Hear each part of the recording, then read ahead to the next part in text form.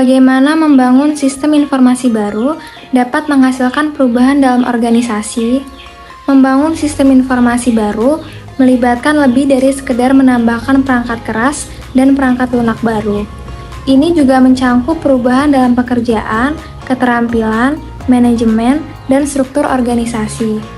Saat merancang sistem informasi baru, kita juga merancang kembali struktur organisasi. Pembangunan sistem harus memahami bagaimana sistem tersebut akan mempengaruhi proses bisnis tertentu dan organisasi secara keseluruhan. Desain ulang proses bisnis yang lebih kuat melibatkan analisis dan penyederhanaan langkah-langkah kerja. Ini bisa merubah alur kerja dan mengurangi limbah, bahkan menghilangkan pekerjaan tertentu. Sebaliknya, perubahan paradigma adalah perubahan bisnis yang lebih drastis, melibatkan pemikiran ulang tentang sifat bisnis dan organisasi secara keseluruhan. Perubahan dalam organisasi bisa membawa resiko dan imbalan. Otomatisasi dan rasionalisasi adalah jenis perubahan umum yang memberikan keuntungan sederhana dengan resiko rendah. Sementara itu, perubahan yang lebih cepat seperti desain ulang dan perubahan paradigma memberikan hadiah besar tetapi juga berisiko gagal. Rasionalisasi prosedur sering terjadi dalam upaya meningkatkan kualitas produk dan layanan secara berkelanjutan, seperti Total Quality Management dan Six Sigma. TQM membuat kualitas menjadi tujuan utama bagi seluruh organisasi, sementara Six Sigma menetapkan standar kualitas yang sangat tinggi. Teknologi informasi bisa mengubah cara sebuah organisasi bekerja. Ada 4 jenis perubahan organisasi yang mungkin terjadi. Yang pertama yaitu otomatisasi, rasionalisasi, desain ulang proses bisnis, dan perubahan paradigma. Otomatisasi yang paling umum membantu karyawan melakukan tugas dengan lebih efisien, seperti menghitung gaji atau membuat catatan setoran pelanggan. Rasionalisasi adalah penyederhanaan prosedur operasi standar untuk meningkatkan efektivitas. Sebagai contoh, Vinci Energies menggunakan teknologi untuk memproses lembar waktu karyawan dengan lebih efisien melalui perubahan proses bisnis yang lebih sederhana. Karena masih ada konten dengan tema terakhir 123, di sini saya akan melanjutkan tentang materi SIP, yaitu alat untuk manajemen proses bisnis. Ya, banyak sekali perusahaan perangkat lunak menyediakan alat untuk berbagai aspek PPM, termasuk IBM, Oracle, dan TIBCO. Alat-alat ini membantu yang namanya sebuah bisnis mengidentifikasikan atau mendokumentasikan proses yang memerlukan perbaikan. Dan alat ini juga berguna untuk meningkatkan proses model, menangkap dan menegakkan aturan bisnis untuk menjalankan proses dengan mengintegrasikan sistem yang ada untuk mendukung proses baru atau yang didesain. Nah, apa saja sih aktivitas inti dalam proses pengembangan sistem? Sistem informasi baru merupakan hasil dari pemecahan masalah organisasi, yang dimana sebuah sistem informasi baru dibangun dengan sebuah solusi untuk beberapa jenis masalah atau serangkaian masalah yang dirasakan untuk sebuah organisasi.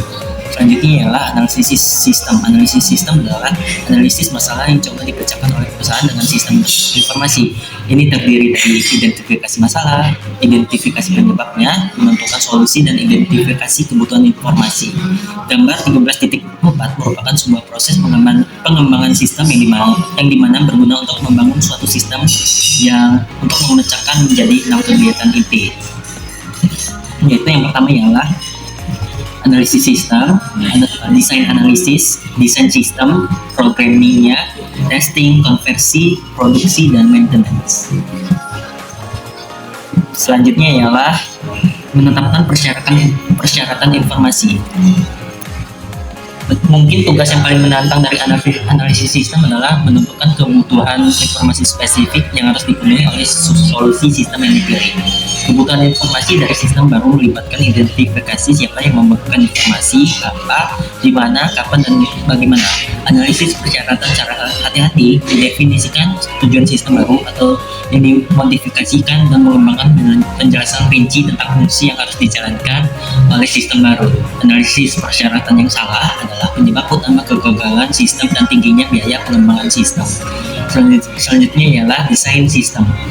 Desain sistem ini menunjukkan bagaimana sistem akan memenuhi tujuan ini.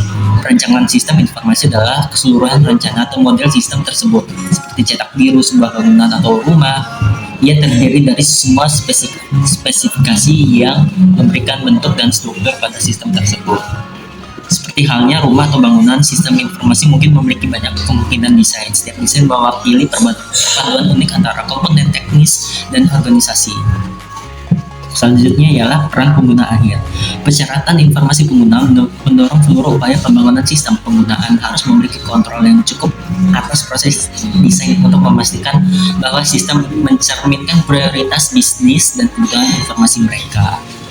Selanjutnya, menyelesaikan proses pengembangan sistem ini dibagi menjadi beberapa langkah. Yang pertama ialah langkah pemrograman dan langkah pengujian. Di dalam langkah pengujian ini ada 3, pengujian unit, sistem, dan juga penerimaan, serta yang terakhir ialah langkah konversi. Sekian, terima kasih. Baiklah, selanjutnya itu ialah desain sistem. Jika analisis sistem menggambarkan apa yang harus dilakukan sistem untuk memenuhi kebutuhan informasi, maka desain sistem itu menunjukkan bagaimana sistem akan memenuhi tujuan tersebut. Desain sistem informasi adalah keseluruhan rencana atau model sistem itu sendiri. Desain sistem merinci spesifikasi sistem yang akan memberikan fungsi yang diidentifikasi selama analisis sistem. Spesifikasi ini harus mengatasi semua komponen manajerial, organisasi, dan teknologi dari solusi sistem. Apa yang membuat suatu desain lebih unggul dari yang lain adalah kemudahan dan efisiensi dalam memenuhi kebutuhan pengguna dalam serangkaian batasan teknis, organisasi, keuangan, dan waktu tertentu. Selanjutnya ada peran pengguna akhir. Persyaratan informasi pengguna mendorong seluruh upaya pembangunan sistem. Pengguna itu harus memiliki kontrol yang cukup atas proses desain untuk memastikan bahwa sistem mencerminkan prioritas bisnis dan kebutuhan informasi mereka, bukan bias dari staf teknis belaka. Mengerjakan desain itu sendiri meningkatkan pemahaman dan penerimaan pengguna terhadap sistem. Selanjutnya ada menyelesaikan proses pengembangan sistem. Yang pertama ialah pemrograman. Selama tahap pemrograman, spesifikasi sistem yang disiapkan selama tahap desain diterjemahkan ke dalam kode program perangkat lunak. Saat ini, banyak organisasi tidak lagi melakukan pemrograman sendiri untuk sistem baru. Sebaliknya, mereka membeli perangkat lunak yang memenuhi persyaratan sistem baru dari sumber eksternal seperti paket perangkat lunak dari vendor, perangkat lunak dan lain-lain. Yang kedua ialah pengujian. Pengujian menyeluruh harus dilakukan untuk memastikan apakah sistem menghasilkan hasil yang tepat. Pengujian sistem informasi itu dapat dipecah menjadi 3 jenis kegiatan, yaitu ada pengujian unit, terdiri dari pengujian setiap program secara terpisah dalam sebuah sistem. Yang kedua ada pengujian sistem, menguji berfungsinya sistem informasi secara keseluruhan. Kemudian yang terakhir ada pengujian penerimaan. Pengujian ini memberikan sertifikasi akhir bahwa sistem siap digunakan dalam pengaturan produksi. Yang ketiga ada konversi. Konversi merupakan proses perubahan dari sistem lama ke sistem baru. Konversi ini terdiri dari 4 strategi konversi utama yang dapat digunakan. Yang pertama ialah strategi paralel. Baik sistem lama maupun sistem penggantinya dijalankan bersama-sama selama jangka waktu tertentu sampai semua orang yakin bahwa sistem baru tersebut berfungsi. Yang kemudian adalah strategi peralihan langsung, yaitu strategi yang menggantikan sistem lama seluruhnya dengan sistem baru pada hari yang ditentukan.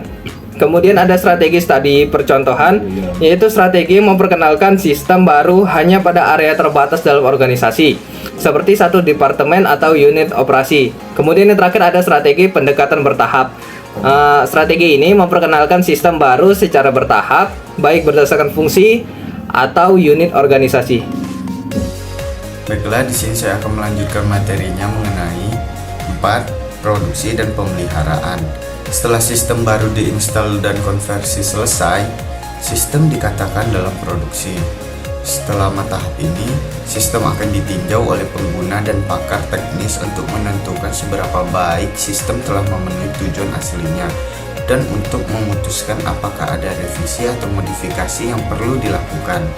Setelah sistem disetel dengan baik, sistem harus dipertahankan saat sedang berproduksi untuk memperbaiki kesalahan, memenuhi persyaratan, atau meningkatkan efisiensi pemrosesan. Selanjutnya ada apa saja sih metodologi utama untuk memodelkan dan merancang sistem?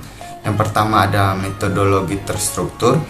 Metodologi terstruktur telah digunakan untuk mendokumentasikan, menganalisis, dan mendesain sistem informasi selama beberapa dekade. Terstruktur mengacu pada fakta bahwa teknik-teknik tersebut merupakan langkah demi langkah dengan setiap langkah dibangun di atas langkah sebelumnya. Terstruktur metodologi bersifat top-down, berkembang dari tingkat tertinggi, paling abstrak ke tingkat detail, terendah dari yang umum ke yang spesifik. Metode pengembangan terstruktur berorientasi pada proses, dengan fokus utama pada pemodelan proses atau tindakan yang menangkap, menyimpan, memanipulasi, dan mendistribusikan data saat data mengalir melalui sistem. Metode-metode ini memisahkan data dari proses. Prosedur pemrograman yang terpisah harus ditulis setiap kali seorang ingin mengambil tindakan pada bagian data tertentu. Prosedur-prosedur tersebut bekerja pada data yang diberikan program kepadanya. Selanjutnya ada pengembangan berorientasi objek. Metode terstruktur berguna untuk memodelkan proses, tetapi tidak menangani pemodelan data dengan baik. Metode ini juga memperlakukan data dan proses sebagai entitas yang terpisah secara logis. Sedangkan di dunia nyata, pemisahan tersebut tampak tidak wajar. Pemodelan berorientasi objek didasarkan pada konsep kelas dan pewarisan.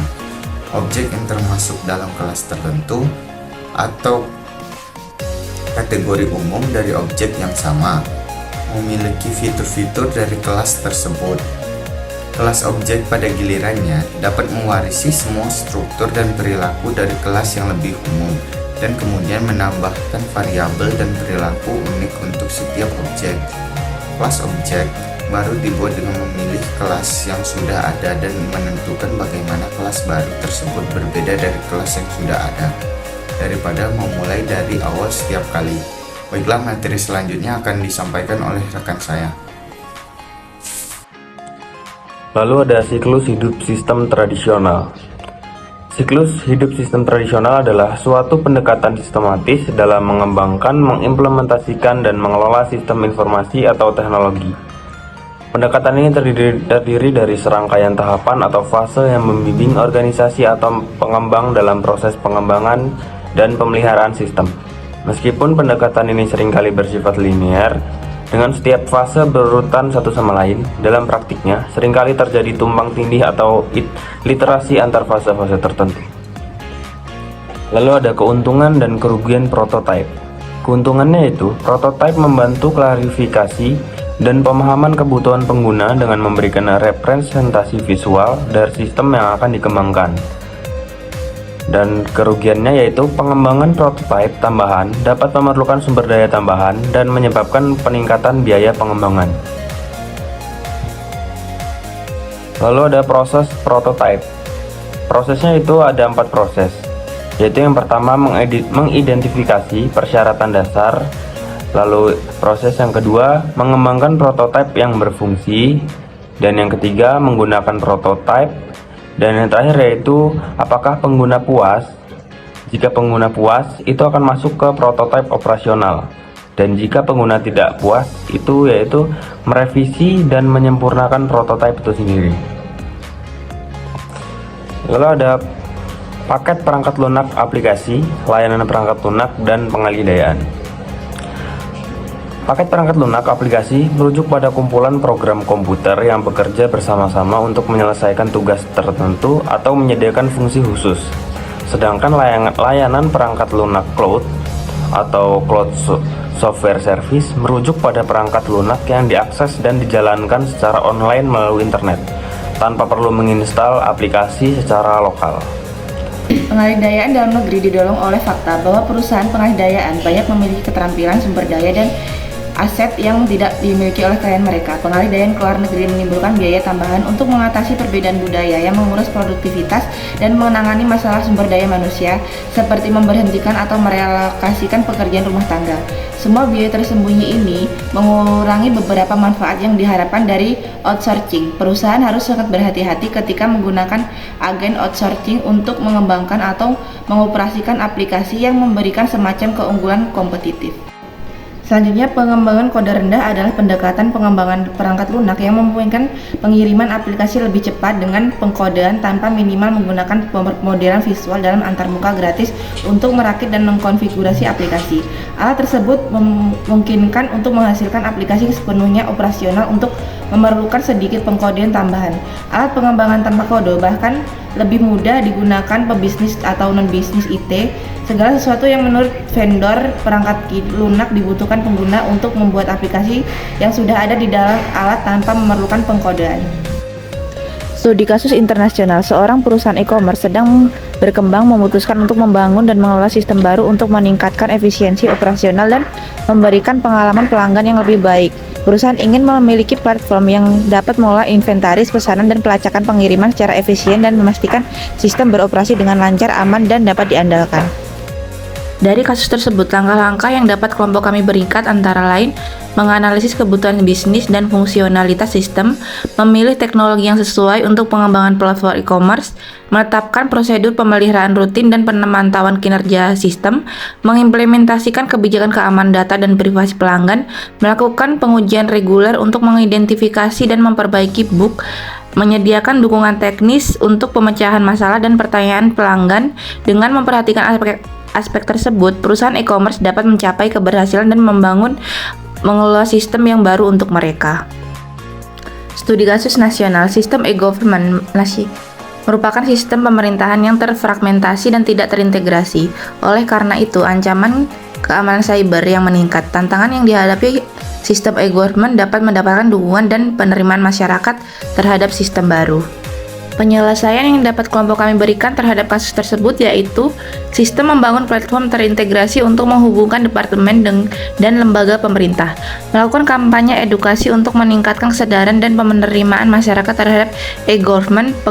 Pembangunan sistem e-government yang sukses memerlukan kolaborasi antara sektor publik dan swasta dan pemantauan yang ketat terhadap isu keamanan serta komunikasi yang efektif untuk mendapatkan dukungan masyarakat.